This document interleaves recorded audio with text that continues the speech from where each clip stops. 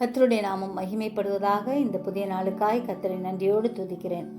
இந்த புதிய நாளின் தியானத்துக்காய் எடுத்துக்கொண்ட வசனம் உபாகமம் 28வது அதிகாரம் 1வது வசனம். இன்று நான் உனக்கு விதிக்கிற உன் தேவனாகிய கர்த்தருடைய கட்டளைகளின் படியெல்லாம் செய்ய நீ கவனமாயிருக்கும்படிக்கு அவர் சத்தத்திற்கு உண்மையாய் செவி கொடுப்பாயானால் உன் தேவனாகிய கர்த்தர் பூமியில் உள்ள சகல ஜாதிகளிலும் உன்னை மேன்மையாக வைப்பார். ஆம், நிபந்தனைகளோடு கூட கர்த்தர் வாக்குத்தத்தங்களை நமக்கு கொடுக்கிறார். அவருடைய வார்த்தைகள் உண்மையுள்ளதாக இருக்கிறது. ஒவ்வொரு நாளும் அவருடைய வார்த்தையின்படி நம்மை நடத்துகிற தேவனாக இருக்கிறார். எனவே கர்த்தருடைய வார்த்தையை இறுக பற்றி கொள்வோம். நம்மை ஆசீர்வதிக்கிற ஆண்டவருடைய பார்வைக்கு செம்மையானதை செய்வோம். வியாதியை நீக்குகிற ஆண்டவர் கூடவே இருக்கிறார். எனவே எப்பொழுதும் அவர் சத்தத்திற்கு செவி கொடுப்போம்.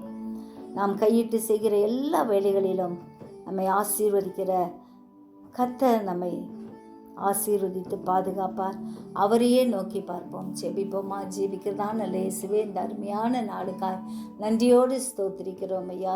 எங்கள் ஒவ்வொருவரையும் பாதுகாக்கிற தேவனையா இருக்கிறபடியால் நன்றியோடு ஸ்தோத்திரிக்கிறோம். உடைய சத்தத்துக்கு எப்பொழுதும் செவி கொடுக்கிறவர்களாய் காணப்பட ஆண்டவர் எங்களுக்கு வேண்டிய கிருபையை அதிகப்படுத்தும்படியாய் ஜெபிக்கிறோம். ஒவ்வொருவரையும் ஆசீர்வதியும். சிறியோர் முதல் பெரியோர் வரை ஒவ்வொருவரையும் பாதுகாத்துக்கோங்க. தூரத்திலும் சமீபத்திலும் இருக்கும் உடைய பிள்ளைகளை வேலியடைத்து பாதுகாக்கும்படியாய் ஜெபிக்கிறோம். ஆண்டவரே, உலக நாடுகளின் சமாதானத்துக்காய் ஜெபிக்கிறோம் அப்பா. கர்த்ததாமே சமாதானத்தையும் சந்தோஷத்தையும் கட்டளையிடும்படியாய் கெஞ்சுகிறோம். கிருபை சூழ்ந்து கொள்ளும்படியாய் ஜெபிக்கிறோம் ஐயா. எங்களை பாதுகாக்கிற உடைய கரம் ஆண்டவரே எங்களோடு கூட இருக்கும்படியாய் கெஞ்சுகிறோம். வல்ல தேவ கரத்தில் எங்களை பூர்ணமாய் ஒப்பு கொடுக்கிறோம். எங்கள் ஒவ்வொருவரையும் ஆசீர்வதிங்க, வழி நடத்துங்க, பலப்படுத்துங்க. இயேசுவின் மூலம் ஜெபங்கேளும் பிதாவே, ஆமென்.